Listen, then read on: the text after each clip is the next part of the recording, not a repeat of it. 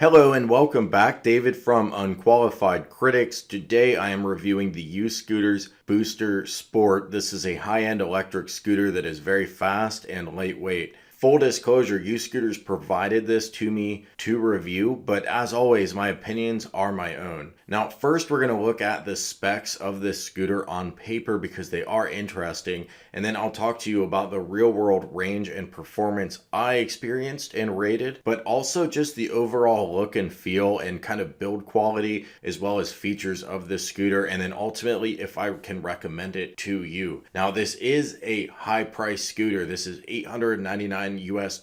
I do have a coupon code that they provided me with the review unit for my audience. So if by the end of this you're interested in picking it up, use the link below in my description and use the code UC100, which I'll also put in my description. And also, if you've been watching the channel and enjoying it, I'd like to ask you to subscribe and join us at Unqualified Critics. We take a look at retro gaming and electric scooters, just generally nerd stuff. If that sounds of interest to you, we'd love to have you. And if you already are subscribed, very much appreciate you being here. Now, the specs on the Booster Sport are as follows: 25 mile per hour top speed or 40 kilometers per hour, 24.5 pounds of weight or roughly 11 kilograms. The stated range on this is 21 miles. The motor produces 500 watts of constant power and peaks at 800 watts of output. This is rated for up to 25-degree slopes or inclines, and comes with a full front and rear suspension. The max weight for a rider is 280 pounds, and the braking is electric motor braking coupled with a rear fender brake. Now, on paper, this scooter is lean and mean, but how does it do in the real world? The first thing I noticed once I jumped on it is how much travel this suspension has. It's more fun than it should be bouncing on this thing while you ride it, and while I wouldn't recommend you do that all the time, if you do get this scooter, make sure to bounce around on this thing and check it out. It's honestly pretty fun.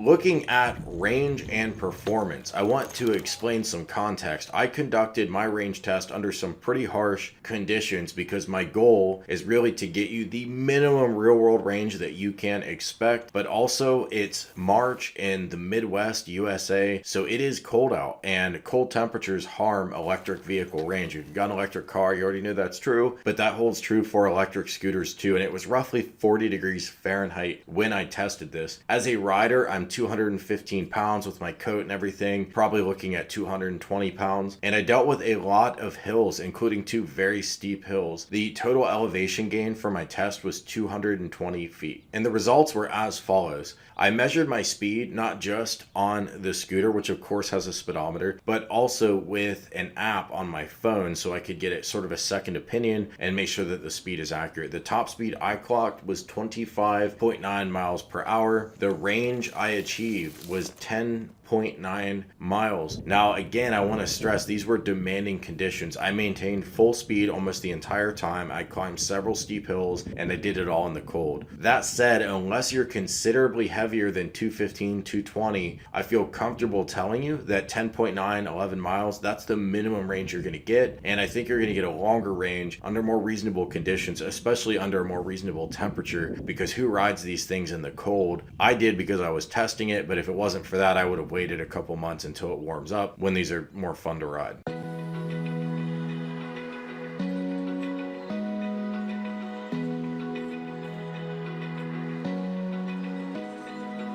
Now, how does it ride? What is the experience like? So if you're used to a Bird or a Lime scooter, or frankly any other mid-range electric scooter, which I would put the GoTrax XR Ultra in that category, which I previously reviewed, the UScooters Booster Sport is a gigantic upgrade. Significantly more power than you're used to. It might even be a little scary at first, but then it's addictive. And the very substantial suspension makes handling bumps more comfortable than they should be, honestly. Now, something I didn't like about the quality of the ride, the deck where your feet go is smaller than I'd like for long distance riding, as your feet can start to feel a little bit cramped. The space for your feet when you measure, and I'm not talking the entire deck end to end, just the space where your feet can fit, 17 inches long and 6 inches wide. Now, they really optimized for weight and power here, so I understand that you're going to give a little bit on other things, especially the comfort of standing on a larger deck, which is going to weigh more, but it's a trade-off. It's up to you if that's worth it. This scooter can start from a dead stop, meaning you do not need any momentum before hitting the gas, but it does accelerate gradually, and it takes more time to reach that formidable top speed of 25 miles an hour than you would expect. I'm honestly not sure if this is a safety measure or a limitation of the torque, but once you reach that top speed, that 25 miles per hour, the feeling is incredible. If you've never gone that fast on an electric scooter, you're in for a thrill ride. It's exhilarating, and obviously you'll cover distances just so quickly on this. I've referred to U-scooters before as the Rolls-Royce of electric scooters, but now that I've had the chance to actually ride one, at least this model, this is more of the BMW. It's very engaging to ride. It's sporty, it's fun, but you got to be paying attention, because when it's time to slow down, the electronic brake, which is of course regenerating, which captures a little bit of power for added range and distance, but it takes some time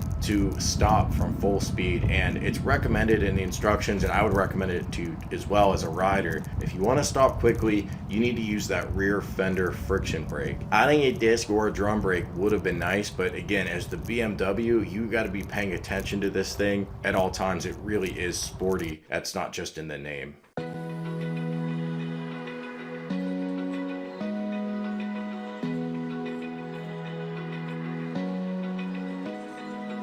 This scooter looks great and is available in 5 different colors. I love that the tires are airless. You're never going to have a flat. You never have to worry about making sure you have enough air in the tires. The only advantage I know of with air-filled tires is that they can be softer to absorb impact, but that's just not needed here, as we get a full suspension that feels very solid. When I think about build quality for this scooter, the first thing that comes to mind is the quality of that suspension and its range of travel. Alternatively, or additionally, the stem, which the handlebars sit on, is adjustable to 2 heights, which is a nice touch. But I have to say, if we're talking build quality, the stem and the handles just do not quite feel as solid as I'd like for this price point. If you push or pull on the handlebars, they have just a small bit of give or travel. It does not feel as solid as the GoTrax Ultra, which I noted in my review as build quality being that scooter's best feature, and on that one element alone, I do think it beats the U-scooter. When it comes to features, there's a lot here to talk about. Aside from the speed and weight, which are the key standout elements of the scooter, that's the real reason I think people would buy it, but it also does shine in the quality of its product design. Little touches help the UScooters Booster Sport stand out. For starters, it folds up very small, with the stem collapsing inward and the handlebars themselves even folding down so they're not sticking out horizontally. This is not a large scooter to begin with, but it really does fold down as small as possible to carry or for storage. There's even a carrying handle built in that comes with the scooter, making it easy to carry, something I always found awkward with my GoTrax. The LED headlights and rear taillight look great, and they're very bright. The lights can even be set to automatic mode so that they turn on automatically when it's dark out. I recommend that setting just so you don't have to worry about turning it on. Some of you may have that already on your car. Once you get used to it, it's hard to go back to turning them off manually, but honestly, I would have never expected that on a scooter. It's a very nice touch. The computer comes with a color LCD screen that shows us a ton of information. The temperature, the distance traveled since you bought it on the odometer, the trip distance, which you can of course reset at any time, and of course the battery capacity. From here, additionally, you can set a 5-stage speed limiter. I did not do this. I ran the scooter at full speed as much as I could because honestly it's just awesome. But I could see doing that for a younger rider, and you can also, like I mentioned, lower the handlebars, which is a nice touch. And I already mentioned the airless tires, but I'll say it again, I always prefer airless, and especially when there's a full suspension in place. You can take this scooter out anytime. As long as it's charged, you know it'll run. You don't have to mess with the tires, but you're still getting the comfort of having a softer ride. I already have a bicycle, and every time I take that out, because I only ride it once every couple weeks, even in the summer, I'm always having to constantly air up the tires, and not having to deal with that here is a really nice quality of life touch. Alright, so what is my bottom line on the UScooters Booster Sport? Honestly, I highly recommend this scooter. When I first got it, my plan was if this was as good